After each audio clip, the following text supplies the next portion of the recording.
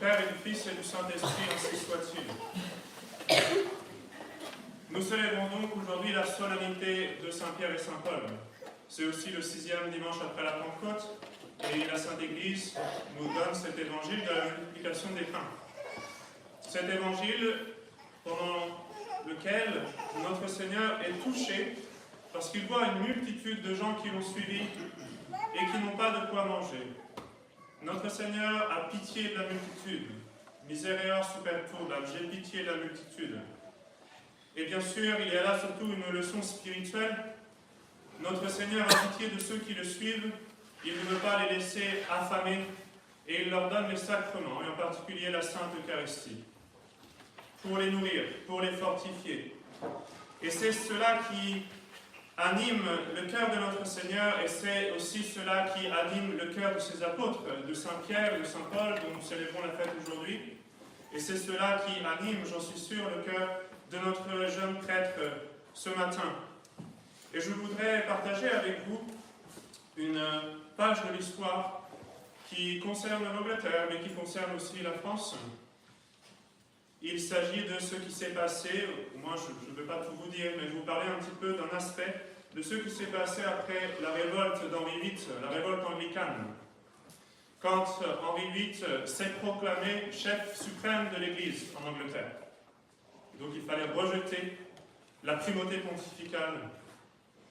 Et s'ensuivit une longue ère de persécution terrible, pendant laquelle on traquait les prêtres, on traquait tous les catholiques restés fidèles. C'était l'apostasie obligatoire.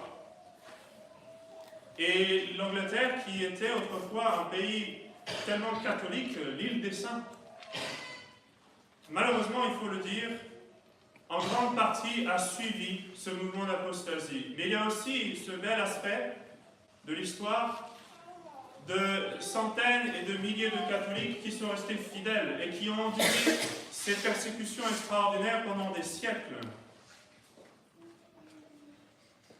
C'est l'histoire donc d'un pays entier qui pourtant a une histoire catholique et qui tombe soudainement dans l'hérésie et le schisme.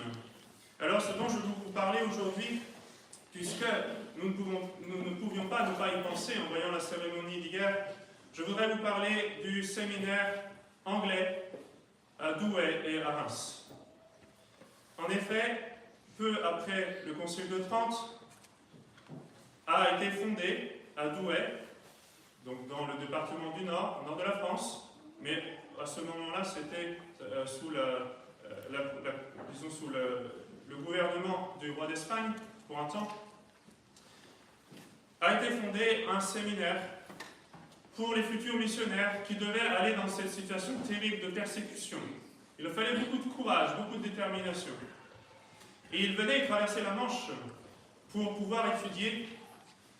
Et ce séminaire a été fondé par William Allen. Plus tard, cet apôtre infatigable deviendra cardinal. Ce séminaire a été fondé en la fête de Saint-Michel en 1568. C'est un des premiers séminaires, en fait, qui a été institué, puisque le Concile de Trente demanda l'institution de séminaires, pour en parler, par un décret en 1563, et donc on avait commencé à avoir des établissements de séminaires en Italie, en France, en Allemagne, et entre autres, donc, ce séminaire de Douai pour les vocations anglaises, écossaises et irlandaises. Et donc ça a été ce collège de Douai. Parce que sous le règne d'Élisabeth, la première, terrible, anticatholique, horrible, un personnage abominable, il y avait les lois pénales qui interdisaient complètement la pratique de la religion catholique. Et même les bénédictins et les franciscains trouvèrent refuge à Douai. Donc cette ville devint le centre intellectuel des catholiques anglais dispersés en raison de ces persécutions. Et on y faisait là la formation des prêtres destinés à retourner en Angleterre. Et ils recevaient une formation théologique un peu plus solide que la norme, parce qu'on savait les conditions dans lesquelles ils auraient à opérer. Et en particulier, on leur donnait une grande formation apologétique, pour pouvoir répondre à toutes les objections des protestants, des anglicans. Et donc ce collège devint la maison mère d'un grand nombre de prêtres héroïques qui retournèrent pendant des siècles, en sachant très bien qu'ils risquaient d'y laisser leur peau. De fait, plus de 160 de ces prêtres formés et ordonnés à Douai vont être martyrisés. Et pour certains d'entre eux, assez rapidement. Le premier de ces martyrs, de ces prêtres martyrs, c'est le bienheureux Cuthbert Maine. Il a été béatifié par Léon XIII. Quand il était jeune, c'était un jeune ministre protestant anglican. Mais en faisant des études, en particulier à Oxford, il s'est converti au catholicisme. Et il a été pour cela persécuté, pourchassé. Il trouva refuge à Douai, où il fut formé, bientôt ordonné en 1575. Il retourna en Angleterre l'année suivante, en 1576, et il fut finalement enfermé, prisonnier, et condamné à mort en 1577, au bout d'un an seulement. Tant d'efforts pour mourir martyr si rapidement. Et quand on lui annonça cette sentence de mort, il n'eut que cette parole extraordinaire, Deo gratias. Merci mon Dieu. Je vais mourir martyr. Je vais mourir pour la foi. Parce qu'il savait que le sang des chrétiens, le sang des martyrs est la semence des chrétiens. Et 2 jours avant l'exécution de cette sentence, les témoins nous rapportent que sa cellule en prison était remplie d'une lumière extraordinaire. Parce que le bon Dieu accompagnait ces prêtres héroïques, ces martyrs. Il les fortifiait. Il bénissait leurs œuvres, il bénissait aussi leurs échecs et leurs martyrs. Pour des questions politiques, ce collège de Douai va migrer quelques années à Reims. À Reims, le berceau de la France chrétienne. C'est là que William Allen va être chanoine de la cathédrale de Reims et va s'occuper de ce collège d'évocation anglaise, écossaise et irlandaise. Et sur la demande du souverain pontife, un grand travail de traduction et d'exégèse des Saintes Écritures est entrepris. On fait appel à toute l'érudition de l'époque. Et le Nouveau Testament de cette traduction anglaise, qui encore aujourd'hui est la traduction catholique traditionnelle, vient de Reims. Quel symbole pour nous autres Français que ce berceau du catholicisme français soit aussi l'origine de la Bible anglaise. Comment ne pas penser à ce parallèle que nous avons vu hier et que nous voyons encore ce matin de ce jeune prêtre anglais ordonné ici, dans ce qui, grâce à M. l'abbé Guépin, est devenu un fief de la chrétienté française. C'est là aussi qu'a été ordonné ce jeune prêtre anglais qui est appelé à retourner missionnaire dans son pays.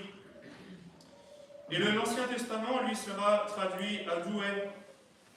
Et voilà pourquoi on appelle cette Bible la Bible de Douai-Reims, Douai-Reims Bible, comme ils disent en anglais, qui vient de France, qui a été traduite en France.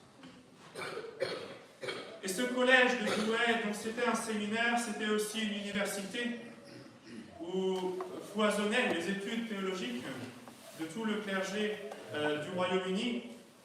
C'était aussi une école où ont été formés bon nombre de laïcs influents qui ont eu un rôle très important aussi pour la résistance des catholiques au Royaume-Uni. C'était aussi le siège d'œuvres bien nombreuses, en particulier les éditions de littérature catholique, puisque tout cela a été interdit, proscrit en Angleterre. Donc on avait imprimé beaucoup de livres qu'on emmenait ensuite en Angleterre, à Douai. Voilà la maison mère de tant d'hommes éminents, de héros, plus de 160 prêtres qui vont perdre leur vie pour la foi. Et les temps étaient difficiles, il y avait des soucis financiers, il y avait aussi des faux frères, des trahisons. Au début, il était assez facile, évidemment, pour la reine Élisabeth d'envoyer des espions, de faux séminaristes, qui fassent croire qu'ils vont à Douai pour se former et qui en fait sont là pour tout rapporter, pour dénoncer les prêtres fidèles. Alors on va employer des pseudonymes pour essayer de brouiller un peu les pistes. Il n'y avait pas bien sûr de moyen de prendre des photos à l'époque, ce qui facilitait un peu les choses. Et donc cette maison de Douai est restée pendant plus de 2 siècles la capitale renouveau du clergé du Royaume-Uni. Et à la Révolution française, il a fallu malheureusement soudainement tout relocaliser. Donc à ce moment-là, les persécutions en Angleterre s'étaient un petit peu assouplies, les lois étaient un petit peu plus bénignes. Et donc on est rentré en Angleterre pour continuer cette œuvre du collège de Douai. Et là, les rôles se sont inversés. Pour un certain temps, beaucoup de prêtres français, d'évêques français ont trouvé refuge en Angleterre. De cette belle page de l'histoire, retenons une leçon de fidélité à la foi de nos pères et au saint sacrifice de la messe. Vous voyez ce qui s'est passé en France avec la Révolution française et la constitution civile du clergé, où il y avait le clergé fidèle, le clergé réfractaire, les bons catholiques qui ne voulaient pas coopérer avec la Révolution. Eh bien, la même chose s'est passée, d'une certaine façon, en Angleterre. Les catholiques fidèles, on les appelait les récusants. C'est une situation où tout le monde, un pays entier, abandonne la foi. Vous devenez un paria, vous êtes même pourchassé, vous êtes persécuté si vous restez fidèle. On se moque de vous, on vous traque. Vous avez des amendes, vous ne pouvez rien faire. Vous êtes bizarre. Eh bien, soyons les récusants d'aujourd'hui, soyons les réfractaires d'aujourd'hui, soyons fiers d'être bizarres aux yeux du monde. Vous savez, il y a eu une chose semblable dans l'histoire du peuple élu. On pourrait certainement donner beaucoup de pages de l'histoire, mais je veux vous en mentionner une en particulier, celle des Maccabées. 2 siècles avant notre Seigneur Jésus-Christ, le roi Antiochus Épiphane, roi de l'Empire séleucide, a établi des persécutions terribles en terre sainte pour le peuple élu. Tout le monde devait apostasier.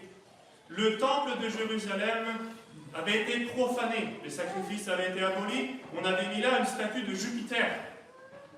Et on voulait que tout le peuple d'Israël vienne adorer les faux dieux. Et alors les envoyés du roi étaient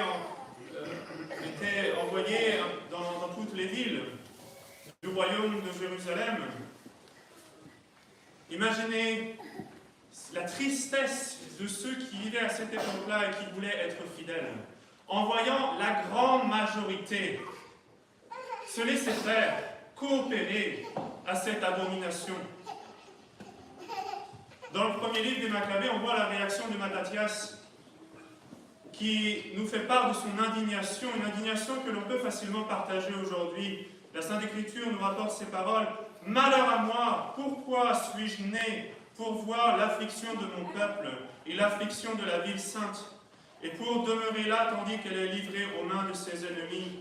Les choses saintes sont entre les mains des étrangers, son temple est comme un homme infâme. » Et donc des émissaires sont envoyés partout, dans toutes les villes, et en particulier dans la ville de Modin, où résidait Mattathias. C'était l'homme le plus important de cette ville. Il était connu de tout le monde, c'était un chef. Tout le monde allait suivre son exemple. Et donc les émissaires du roi allèrent d'abord le trouver lui, en lui demandant de bien vouloir sacrifier aux idoles et rejeter la loi mosaïque, en lui promettant l'amitié du roi, beaucoup de bienfaits, beaucoup d'avantages. Et Mattathias, avec la force du Saint-Esprit, leur résiste en face, en donnant à tous l'exemple de l'héroïsme, en disant « Quand toutes les nations obéiraient au roi Antiochus, de sorte que chacun abandonnerait la loi de ses pères et se soumettrait à ses ordres, moi et mes fils et mes frères, nous obéirons à la loi de nos pères. » Car la lancée, c'était le début d'un mouvement de résistance, bien faible en comparaison de l'armée du roi Antiochus, mais pourtant une résistance qui va aboutir à la restauration du vrai culte dans le temple de Jérusalem et à la libération du peuple d'Israël. C'est plus ou moins la même chose que l'histoire de la chouannerie des Vendéens, c'est la même chose que l'histoire de ces récusants en Angleterre, et ça doit être la même chose pour nous aujourd'hui, dans notre résistance au modernisme et à l'apostasie universelle. Au nom du Père et du Fils et du Saint-Esprit, ainsi soit-il. In the name of the Father, and of the Son, and of the Holy Ghost, amen. 2 centuries before Christ, when King Antiochus Epiphanes abolished the sacrifices of the old law in the Temple of Jerusalem to replace them with pagan sacrifices and a worship of idols, emissaries were sent everywhere in all the cities of the Holy Land to constrain everyone to apostatize, to offer incense to the false gods. And in this context, Mattathias resisted these envoys of the king and told them to their face, although all nations obey King Antiochus so as to depart every man from the service of the law of his fathers and consent to his commandments, I and my sons and my brethren will obey the law of our fathers. This brave refusal of Mattathias to abandon the law of God and the sacrifices of Moses started the resistance of the Maccabees, a resistance that was weak compared to the strength of the army of the king, but nonetheless a resistance that led to the restoration of the worship of God in the Holy Temple and to the liberation of Israel. Do not be mistaken, however, the vast majority of the Israelites went along and did apostatize, did offer incense and sacrifices to the false gods. The same happened at the time of Henry VIII and Elizabeth. The same happened here during the French Revolution, although here in the West we had quite significant resistance with the Chouans and the Vendéens. But when those in position of power abandoned the faith and enforced a universal apostasy on the people, the vast majority of the people sadly follows. The same holds true today with the modernism of Vatican II and the abolition of the true sacrifice of the Mass in these times of the great apostasy. Numbers are not on our side. Numbers are on the side of cowardice and complacency in going along with whatever is imposed, whatever is enforced, whatever is easy, popular, comfortable. But when the holy sacrifice is attacked and abolished, when the law of God is abandoned, we must have one and only one reaction. The same as Mattathias, the same as the Recusants, the same as the Chouans and the Vendéens. That is, we must resist bravely, repeating these words, although all nations obey King Antiochus, so as to depart every man from the service of the law of his fathers and consent to his commandments, I, my sons, and my brethren will obey the law of our fathers. The first Mass of Father Gilchrist today, first one of a long series, God willing, marks the same intention of fidelity to the law and the worship of God, to the holy sacrifice. We will not go along the abolition of the true sacrifice of the Mass. We will be faithful. The Holy Mass will continue to be offered. This sacrifice of Christ, infinite in value, the source of all graces that are granted upon the earth, the salvation of mankind, will continue to be offered for the glory of God and the salvation of souls. Our young priest today shares the same sentiments as Christ in the Gospel when he said, I have mercy on the multitude, miseria super turbam. He has mercy on the faithful who need the sacraments. He has mercy on this holy sacrifice of the Mass, which is needed for the glory of God and the salvation of souls. Just as Mattathias and the Maccabees, we stand up today and we resist to their faces the emissaries sent to ask for our apostasy. We shall keep the law of God. We shall keep the holy sacrifice. Our ancestors did not shed their blood for us to give up so easily for all of our centuries. Centuries of persecution in England. Are we going to give up now?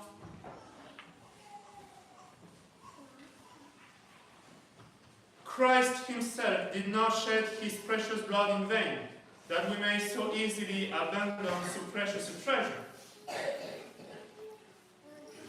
Today we stand before Saints Peter and Paul, and we tell them, your blood has not been shed in vain, either. Following your foot traces with the grace of God, we will travel, we will administer the sacraments, we will preach the faith to all nations. We shall offer the holy sacrifice of the Mass because we have mercy on the multitude. And just as you did, St. Peter and Paul, just as you did and showed us an example, we shall unite to the sacrifice of Christ, the sacrifice of our own lives through the mediation of Our Lady, either by the violent death of martyrdom or by the lengthy shedding of our life, day by day, drop by drop. Amen. In the name of the Father, and of the Son, and of the Holy Ghost. Amen.